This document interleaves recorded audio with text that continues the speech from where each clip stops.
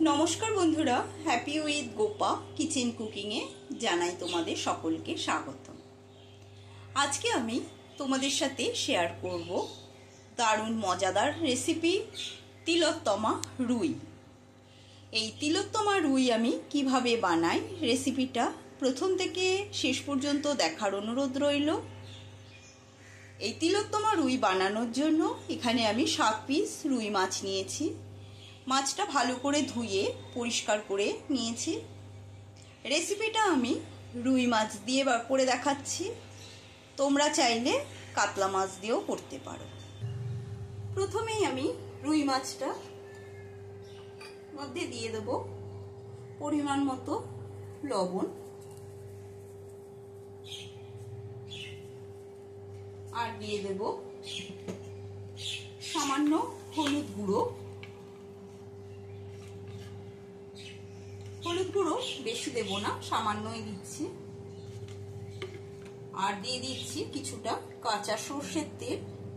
এই লবণ হলুদ আর কাঁচা সরষের তেল দিয়ে মাছটা মেখে 10 মিনিটের মতো ম্যারিনেট করে রাখবো। গ্যাসে একটা কড়াই বসিয়েছি, কড়াইয়ের মধ্যে দিয়ে দিচ্ছি কিছুটা সরষের তেল। রান্নাটা সম্পূর্ণ সরষের তেলেই করব। তেলটা গরম হওয়া পর্যন্ত অপেক্ষা করব। সরষের তেলটা গরম হয়ে গেছে, এবার এই তেলের মধ্যে দিয়ে দিচ্ছি সামান্য পরিমাণে লবণ। লবণটা দিয়ে দিলে মাছ ভাজার সময় মাছ কড়াইতে কখনোই লেগে ধরে না। এবারে এর মধ্যে এক এক করে মাছগুলো দিয়ে ভেজে নেব।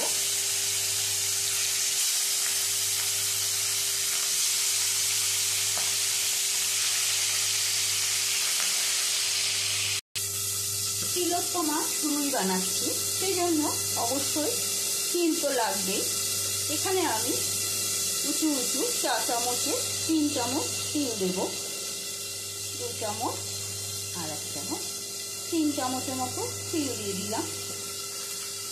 আর দিয়ে দেব ভাঙা কাজু, 6-7 টুকরো ভাঙা কাজু। তিল আর কাজুটা একটু শুকনো ঘুরিয়ে নেব। তিল আর কাজুটা গুঁড়ো করে নেওয়া হয়ে গেছে, এই দেখো গুঁড়ো করে নিয়েছি এরকম। এবারে এর মধ্যে দিয়ে দেব 4টে পাকা লঙ্কা। ঝালটা তোমাদের পরিমাণ বুঝে ব্যবহার করবে। আর দিয়ে দিচ্ছি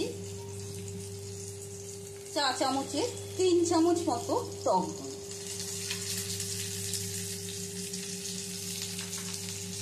এবারে এটা পেস্ট বানিয়ে নেব। তিল কাজু লঙ্কা আর টক দই দিয়ে পেস্টটা করে নেওয়া হয়ে গেছে।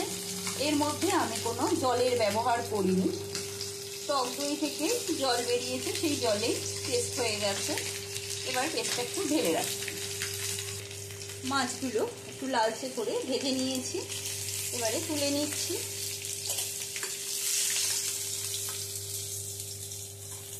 মাছগুলো তুলে নিয়ে আবারও এই তেলের মধ্যে দিয়ে দেবো মাছ।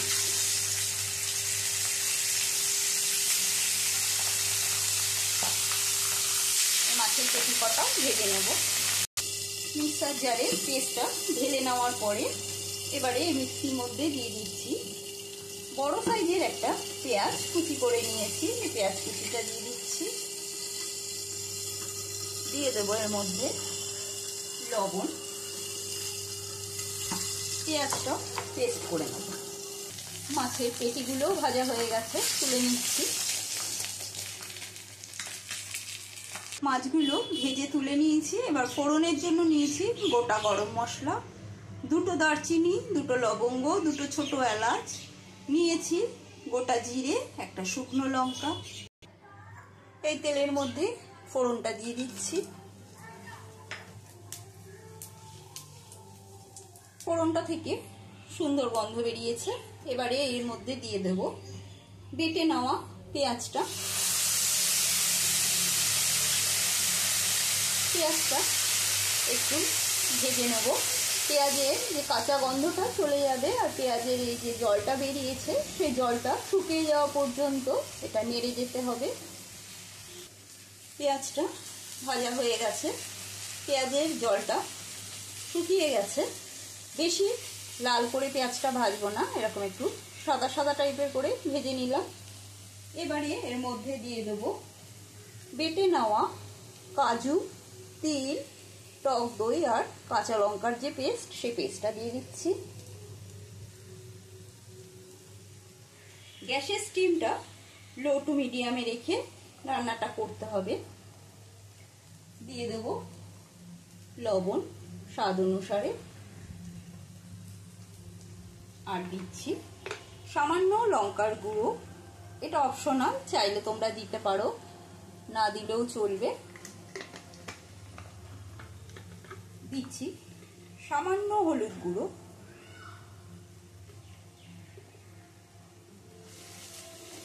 সব মশলা দিয়ে লো স্টিমে মশলাটা কষিয়ে নিতে হবে।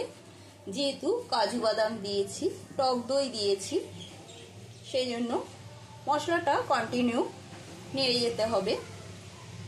তোমরা যারা নতুন বন্ধু এখনো আমার চ্যানেলটা সাবস্ক্রাইব করে নাওনি, তোমাদের কাছে আমার অনুরোধ রইল চ্যানেলটা সাবস্ক্রাইব করে নেওয়া, পাশে থাকা বেল আইকনটা প্রেস করে দেবে যাতে আমার রান্নার নিত্য নতুন নোটিফিকেশনগুলো সবার আগে তোমাদের কাছে পৌঁছে যায়।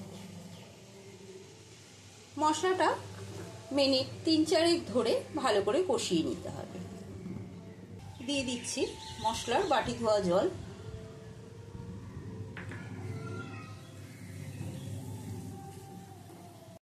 মশলা থেকে তেল ছেড়ে এসেছে। এবারে এই পরিস্থিতিতে, এই অবস্থাতে দিয়ে দিচ্ছি কিছুটা ব্রাউন সুগার। এটা অপশনাল, তোমরা চাইলে দিতে পারো, না দিলেও চলবে। আমি ব্রাউন সুগার দিলাম, তোমরা সাদা চিনিরও ব্যবহার করতে পারো। মশলাটা সুন্দর কষানো হয়ে গেছে, মশলা থেকে খুব সুন্দর একটা গন্ধ বেরিয়েছে। এখন দিয়ে দেবো এর মধ্যে জল।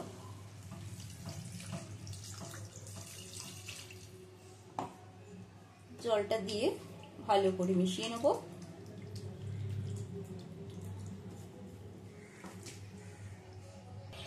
এবারে ঢাকা বন্ধ করে দিলাম কিছুক্ষণের জন্য। ঢাকাটা তুলে নিচ্ছি। দেখো ঝোলটা ফুটে উঠেছে। এখন এর মধ্যে ভেজে রাখা মাছগুলো এক এক করে দিয়ে দেবো।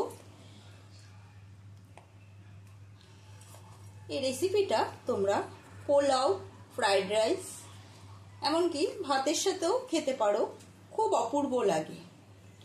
বাড়িতে অবশ্যই বানিয়ে খেয়ে দেখতে পারো। রেসিপিটা কাদের কাদের ভালো লাগছে কমেন্ট করে অতি অবশ্যই আমাকে জানাবে।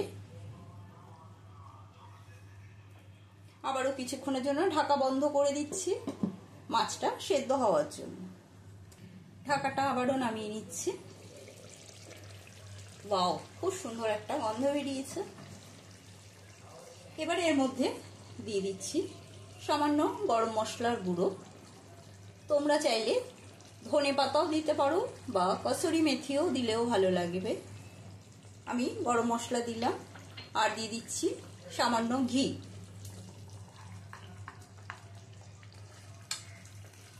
ঘি আর গরম মশলা দিয়ে ভালো করে মিশিয়ে নিয়ে কিছুক্ষণের জন্য স্ট্যান্ডিং টাইমে রেখে দিতে হবে। গ্যাসটা বন্ধ করে দেব। আজকের মতো এই তিলোত্তমা রুই রেসিপিটা কমপ্লিট। আশা করি রেসিপিটা ভালো লেগেছে। ভালো লাগলে একটা লাইক দিয়ে দেবে, আর বাড়িতে অতি অবশ্যই বানিয়ে খাবে, নিজে খাবে, পরিবারের সবাইকে খাওয়াবে। আজকের মতন এইটুকু। আবারও অন্য কোনো রেসিপি নিয়ে হাজির হব। সুস্থ থাকবে, ভালো থাকবে। ধন্যবাদ।